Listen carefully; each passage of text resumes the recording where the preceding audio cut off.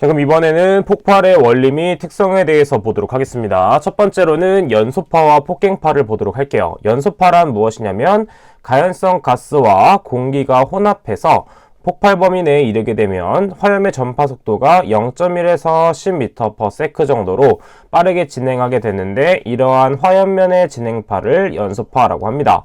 자, 그래서 폭갱파는 무엇이냐면 연소파가 어떤 거리를 진행한 후에 돌발적으로 전파 속도가 증가하게 되는 순간이 있는데, 그 화염의 전파 속도가 음속 340m/s 이하이면 폭연, 그 이상이면 폭갱이라고 하는데, 폭갱은 대략적으로 1000에서 3500m/s로 매우 빠른 속도로 나오는 것을 알 수 있습니다. 자, 그래서 이러한 화염면의 진행파를 폭갱파라고 한다라고 볼 수가 있게 되는 것이죠. 자, 그 중에서 폭갱 유도거리 DID는 최초의 원만한 연소에서 폭갱까지 발달하는 데까지 유도되는 거리라고 볼 수 있고, 폭갱 유도거리가 짧아지는 요건에 대해서는 외워줘야 됩니다. 첫 번째, 정상 연소 속도가 큰 혼합가스일수록 짧아지고, 관내에 방해물이 있거나 광경이 가늘수록 짧아지게 됩니다. 그 다음에 주위의 압력이 높을수록, 그 다음에 점화원의 에너지가 강할수록 짧다. 이런 네 가지에 대한 특성은 외워주도록 하겠습니다. 자, 그러면 폭발에 대해서 한번 알아보도록 하겠습니다. 폭발이란 무엇이냐면, 폭발이 발생하기 위해서는 물리적 조건과 에너지 조건을 모두 만족시켜줘야 되는데, 혼합가스가 연소 범위에서 전화되었을 때 고온 그리고 빠른 연소 속도로 최적이 급격히 팽창, 그 다음에 기계적 파괴력이 미치는 현상이 폭발이다라고 볼 수가 있게 되겠습니다. 폭발 발생의 필수 인자로서는 초기 압력, 그 다음에 가연성 물질의 온도와 농도 범위, 그 다음에 압력의 방향과 용기의 크기의 형태가 있다 정도는 외워주도록 하겠습니다. 자, 그 다음에 그 중에 뭐가 중요하냐면 아래쪽에 원인 물질의 물리적인 상태에 따른 폭발의 분류로서 대표적으로 기상폭발과 응상폭발로 구분을 할 수가 있습니다. 자, 그래서 기상폭발의 종류와 응상폭발의 종류는 반드시 암기하고 있어야 되는데, 기상폭발의 종류 먼저 암기를 해보도록 하겠습니다. 암기 팁은 이런 식으로 적용해 보도록 할게요. 기분이 상에서 상을 턱하고 치니 혼합 배진모. 자, 그러면 기분이 상했다. 그래서 기상폭발이 된다. 기분이 상했다. 기상폭발의 종류로는 혼합가스의 폭발이 있겠고, 그 다음에 분해 폭발, 분진 폭발, 분무 폭발이 있다 정리해 주시면 되겠죠. 자, 그래서 기상폭발이란 무엇이냐면 기체 상태의 폭발로 상변화 없이 폭발하는 현상이다 라고 볼 수가 있습니다. 자, 그래서 각각의 특성들을 한번 정독을 해주시면 됩니다. 그 다음에 아래쪽 응상폭발의 종류도 중요하기 때문에 반드시 외워줘야 되는데, 자, 어떤 친구가 손을 많이 떨고 그랬습니다. 자, 그래서 그 친구한테 야, 너 이렇게 손을 많이 떨어 이러니까 그 친구가 뭐라고 대답했냐면 나는 수전증이야 이렇게 대답을 했습니다. 자, 그래서 응상폭발의 종류는 무엇이 있다? 수증기 폭발, 그 다음에 전선 폭발, 증기 폭발이 있다 정도 봐주시면 되겠고, 응상폭발은 무엇이다? 기체 상태에 비해서 밀도가 100배에서 1000배 정도 큰 고체나 액체가 급격한 상변화를 일으키면서 폭발하는 현상이 된다 라고 정리를 해주시면 되겠습니다.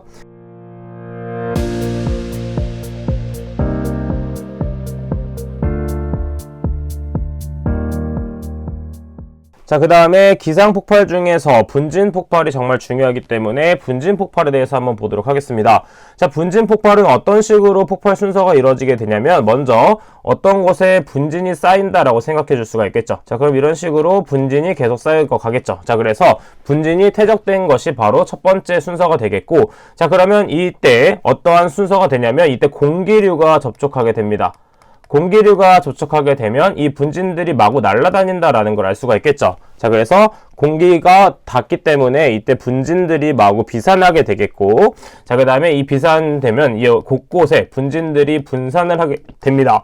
자, 그래서 하나의 분진가루 하나에서 어떠한 폭발이 발생하게 되면, 즉 이것이 발화원이 되겠죠. 발화원이 발생하게 되면 전면적으로 연쇄적으로 폭발이 발생돼서 2차 폭발로 이어진다 라고 생각을 해주시면 되겠습니다. 자, 그럼 이러한 분진 폭발에 영향을 주는 인자와 그 영향에 대해서 보도록 하면, 첫 번째, 분진의 입도 및 입도 분포를 보았을 때 분진의 입경이 작을수록 비표면적이 넓어지기 때문에 폭발하기 쉽다라고 볼 수가 있겠죠.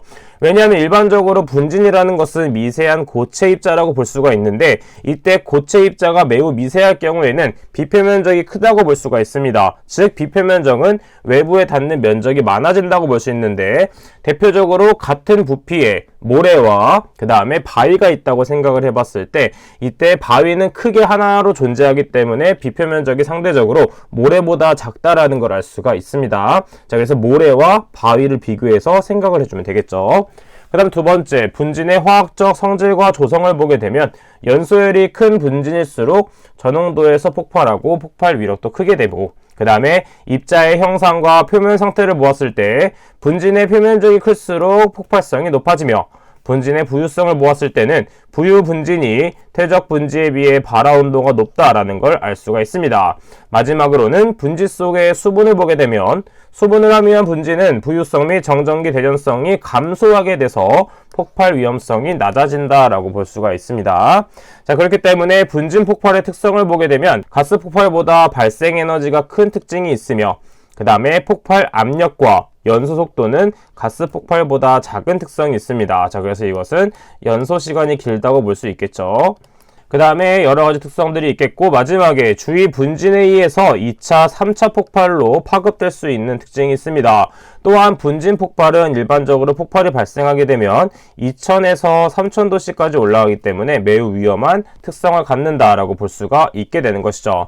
자, 그래서 가스 폭발과 분진 폭발을 비교하는 이 핵심 키를 이용해서 두 가지를 비교해낼 수 있는 부분에 대해서는 반드시 암기를 해줘야 된다. 체크하고 넘어가 주시면 되겠습니다.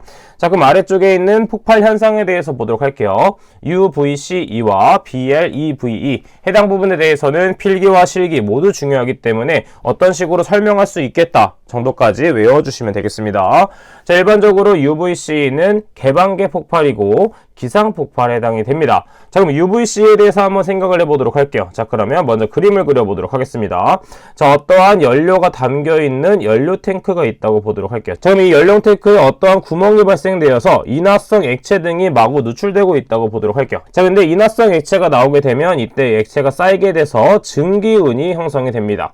이때 이 증기가 공기가 혼합됨으로 해서 이 증기운이 형성된다라고 볼 수 있겠고, 자, 이때 탱크 표면의 균열 발생으로 이때 화재가 발생하게 됩니다. 자, 그래서 화재가 발생하게 되면서 폭발하게 되면서 전체적인 폭발이 발생한다라고 볼 수가 있게 되는 것이죠. 자, 그래서 UVC에는 자유 공간에서의 증기운 폭발이고 발화원이 필요한 폭발이다 라고 정리를 해줄 수가 있게 되는 것입니다. 자, 그 다음에 BLEV도 한번 같이 보도록 하면, 자, 이것은 어떤 식으로 파악할 수 있냐면, 먼저 연료 탱크를 똑같이 그려보도록 할게요. 이번에는 동그란 연료 탱크를 그려보도록 하겠습니다. 자, 이런 식으로 연료 탱크가 있다라고 보았을 때 안쪽에는 마찬가지로 인화성 액체가 이렇게 채워져 있겠죠. 자, 이때 외부에서 어떤 화재가 발생돼서 계속 주변의 기온이 올라가게 됩니다. 자, 그래서 지속적으로 올라가게 되면 내부에 있는 액체들이 계속 팽창을 하게 되겠고, 계속 바깥으로 나가려는 성질에 의해서 내부적으로 폭발이 발생하게 되는 것이죠. 자, 그래서 이때는 무엇이냐면 개방계가 아닌 BLEV는 밀폐계 폭발로 볼 수 있고 응상 폭발로 구분을 할 수가 있습니다. 마찬가지로 UVC와 비교를 하게 된다면 UVC는 발화원이 필요한 폭발이지만 BLEV는 발화원이 필요 없는 폭발로 구분을 할 수가 있게 되는 것이죠.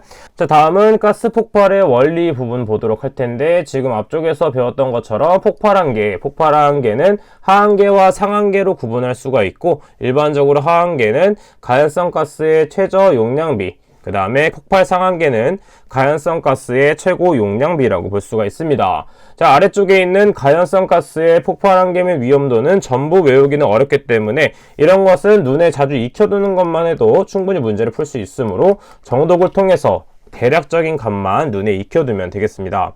자, 그럼 아래쪽에 있는 폭발 한계에 영향을 주는 요인은 외워주면 좋은데, 첫 번째 무슨 요인이 있냐면, 온도에 따라서 온도가 높아지게 되면 폭발 하한계는 낮아지게 되고 폭발 상한계는 높아지므로 연소 범위는 넓어지게 됩니다.